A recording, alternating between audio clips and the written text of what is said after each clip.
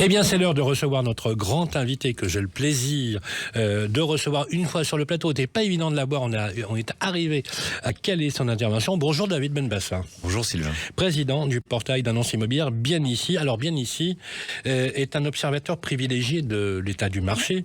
Et le premier trimestre, c'est d'ailleurs récemment clos. Et vous avez publié, David, votre observatoire du marché. Pour commencer simplement, j'ai envie de vous poser la question. Alors, on la pose effectivement chaque semaine, mais est-ce que le marché est reparti en 2026 au premier trimestre ?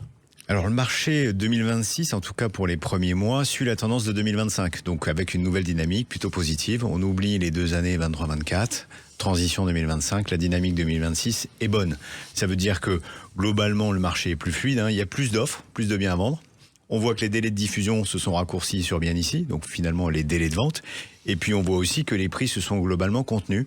Donc on est sur un marché, je dirais, qui marque une reprise, vous disiez fragile au début, c'est vrai, c'est-à-dire dynamique, mais on va être prudent et on va regarder ça de manière attentive. L'Observatoire montre également une hausse de l'offre de logement, vous nous l'avez dit. Est-ce que ça veut dire que ce corollaire-là, cet indicateur-là, permet d'imaginer que le marché vraiment repart, même s'il est fragile, qu'il est structurellement sur une dynamique ascendante? En tout cas, c'est une bonne tendance. L'offre de biens à vendre a augmenté de 14% sur ce premier trimestre 2026 par rapport à 2025. Oui. De manière plus importante sur les appartements, plus 18,5%, 10% pour les maisons. Ça veut dire tout simplement qu'il y a plus d'offres, ça veut dire qu'il y a plus de choix pour les acheteurs. Donc on est là sur un équilibre qui est beaucoup plus positif. Donc ça, c'est ce qui est à retenir. Et ça fait longtemps qu'on n'avait pas eu cette hausse d'offres à vendre. Votre observatoire, qui est d'ailleurs extrêmement bien fait, que je recommande vraiment, dans le même temps, moi j'observe que la demande de logement recule légèrement. Est-ce que c'est un signe inquiétant ? Alors, inquiétant, non. Alors, pour vous rassurer, je vous ai amené l'Observatoire immobilier Bien Ici. Vous le pourrez mettre sur votre ligne de chevet et le regarder attentivement. Pourquoi c'est pas inquiétant ? En tout cas, c'est un point d'attention, certes. Mais ce que je vois, moi, depuis le début de l'année, c'est que l'audience du site Bien Ici augmente et atteint des records d'audience tous les mois. Combien de millions de visites en moyenne On a dépassé depuis le début 2026 plus de 20 millions de visites. Par mois, et c'est tous les mois quasiment un nouveau record. Même mars a été un record de tous les records. D'accord. Donc ça veut dire quoi ? Ça veut dire que la demande est là. Ça veut dire que finalement les Français continuent à regarder, à s'informer, à visiter.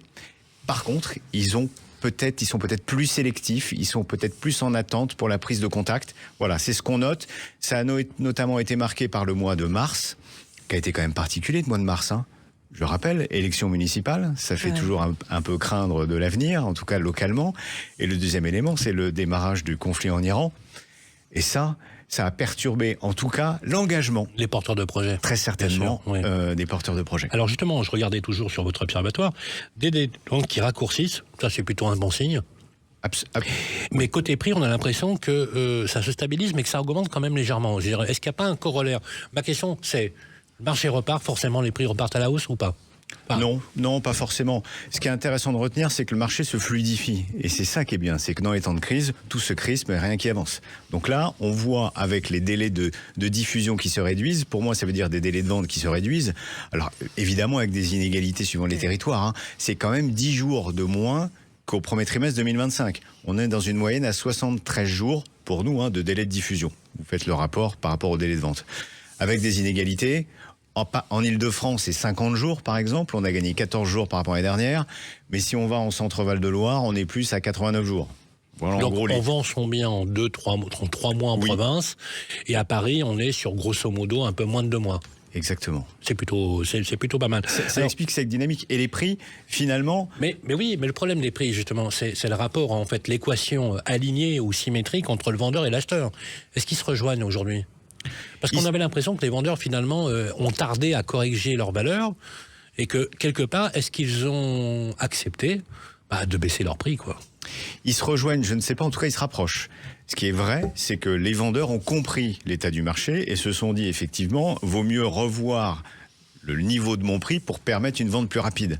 Personne ne gagne à faire durer la vente, à ce que le bien soit en diffusion pendant 6 mois, personne n'y gagne. Donc la fluidification du marché est passée évidemment par cette compréhension des propriétaires qu'il fallait adapter le prix, mais aussi avec une situation des taux qui s'est adaptée.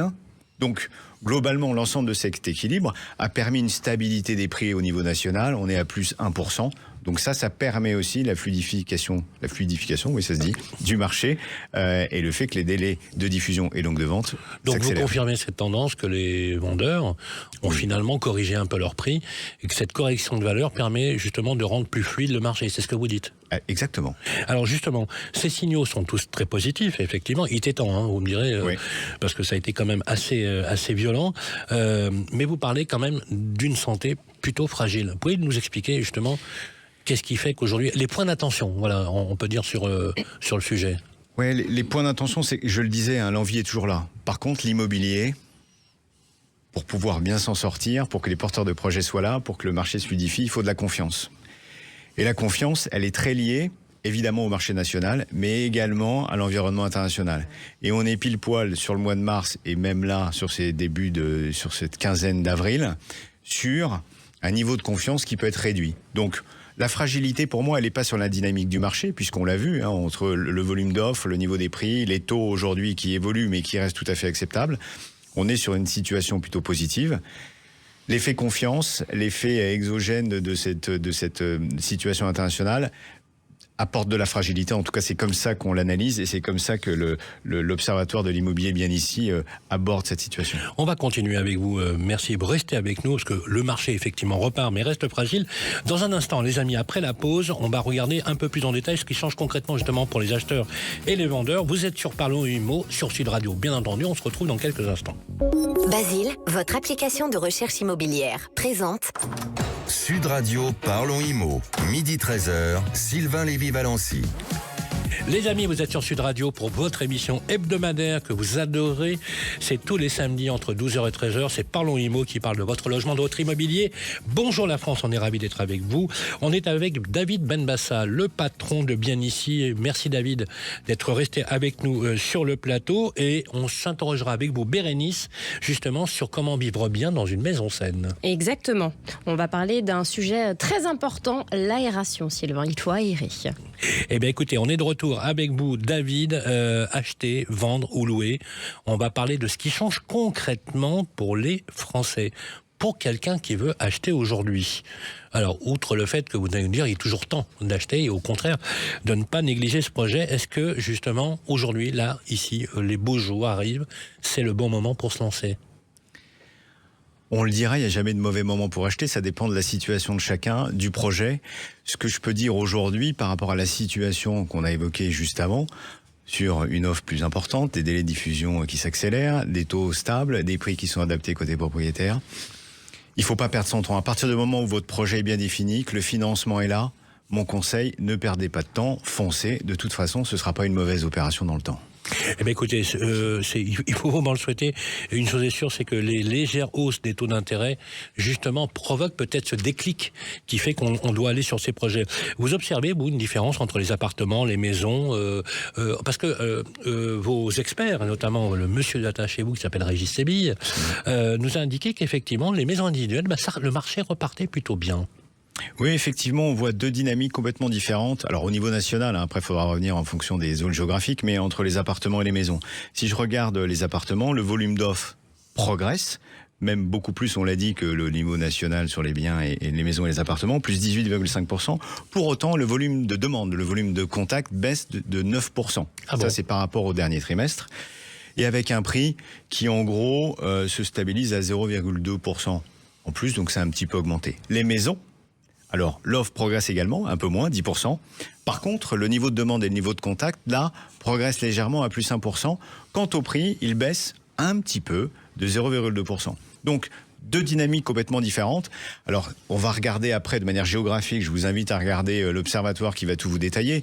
Mais en gros, quand on regarde l'Île-de-France et Paris, les zones urbaine, on se rend compte que là où les marchés étaient plus dynamiques, là où les offres étaient proches des commerces, de l'activité aussi salariée, c'est-à-dire qu'il faut être proche de son travail, ça a apporté une dynamique de vente plus importante. Donc on peut dire certainement que les appartements qui sont plus nombreux dans cette zone sont partis au meilleur prix et qu'il nous reste finalement dans ces zones urbaines des biens un petit peu plus chers. Donc c'est ce qui explique aussi l'évolution des prix que l'on constate en termes d'offres de diffusion.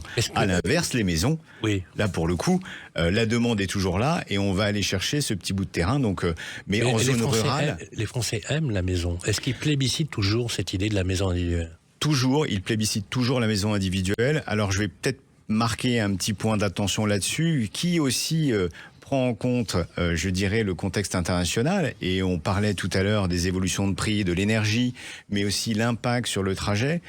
Ça veut dire qu'en fait, la maison individuelle rurale, peut-être un petit peu plus loin des grandes agglomérations et plus loin des commodités, on réfléchit peut-être à deux fois, parce qu'il faut rajouter au financement de la maison et le et à transport, la mobilité, bien sûr. Exactement. C'est un vrai sujet. Alors, les deux derniers sujets qui sont des sujets qui fâchent, le marché locatif privé, qui est alors moi je vous le dis, c'est désespérant. On a vraiment l'impression que ça s'arrange pas. Puis le deuxième sujet, c'est que le neuf, c'est plus que la panne, c'est carrément l'hécatombe. Oui. Alors, pourquoi le marché locatif privé, il est toujours aussi grippé? Alors, je serais quand même un petit peu plus positif sur le marché de la location. Pourquoi ? Parce que c'est la première fois depuis 2 ans que l'offre de biens à louer a augmenté. On est à plus 12% de biens à louer sur ce premier trimestre 2026 par rapport à l'année dernière. Oui, mais on part de très bas quand même. Mais on parle de très bas. Mais je ne vais pas dire qu'il faut s'en contenter. En tout cas, c'est un signal qui est intéressant parce qu'il permet un peu de libérer la tension locative. On constate aussi une offre et une demande qui a un petit peu baissé sur ce premier trimestre. Donc, on est sur un desserrement de la tension, c'est plutôt positif. Mais je suis d'accord avec vous, on est très loin des volumes d'offres disponibles que l'on avait avant crise du Covid notamment. Donc, évidemment, la situation Vos n'est pas clients, équilibrée. agents immobiliers, syndics, administrateurs de biens, nous disent il n'est pas rare de voir pour une offre à la location d'avoir 200 dossiers. Mais c'est impressionnant. Nous, leur- on le voit sur Bien Ici. L'ensemble des professionnels qui diffusent l'annonce de location peuvent, à un moment donné, au bout d'une heure, retirer l'annonce parce qu'ils ont trop de demandes. Donc ça, c'est Bien un sûr. vrai élément. Et c'est très compliqué, que ce soit les jeunes actifs, les étudiants, de trouver le logement à louer qui leur convient. Dernier mot, le neuf, ça ne s'arrange pas et c'est pas prêt de s'arranger. Le neuf, ça ne s'arrange pas, c'est pas prêt de s'arranger. On a quand même quelques indications positives. Comme le nombre de programmes neufs qui augmente, c'est quand même une tendance donc de 2%, c'est pas mal. La demande aussi qui augmente, parce que quand on recherche un bien immobilier, c'est l'emplacement. Donc les promoteurs qui se positionnent correctement au bon prix et au bon endroit, il y a de la demande qui est là. Et puis un volume de prix au mètre carré qui baisse. Donc ça, c'est intéressant.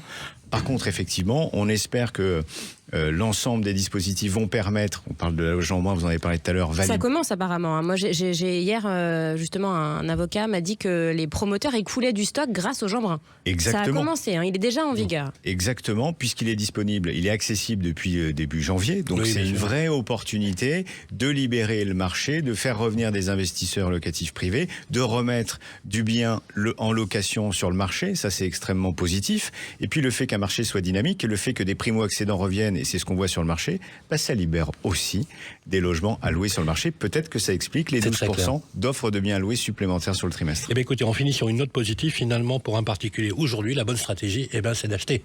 C'est l'action. Et d'y aller dans l'action. Merci, David Benbassa, Merci à vous. président de Bien Ici.